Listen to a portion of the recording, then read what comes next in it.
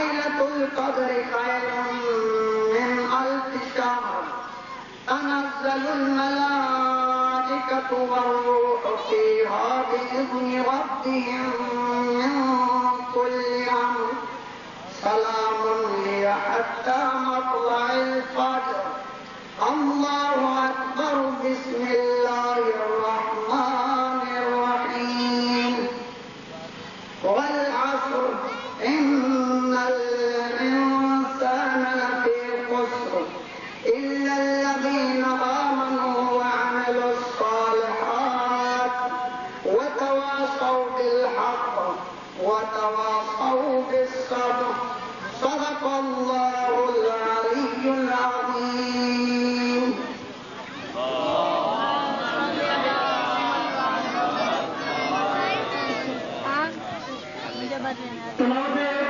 کلام پاک دکھا حاصل کیا جناب مولانا مصطفیٰ مہدی صاحب اصل بنے پروگرام میں آئل تمام معززین بزرگان علماء کرام کے شکر گزار رہی ہوں جگہ پنجے قیمتی وقت میں کچھ وقت اصل بھی کڑی سے آیا جگہ اب یہ پوری دنیا ہے جسے اصل پنجے بارن کے علم کے ذریعے قلم کے ذریعے محبت ٹھاؤں گا اب جی خبروں میں اگر دوستوں ملو ہوئے یا ہانے بنی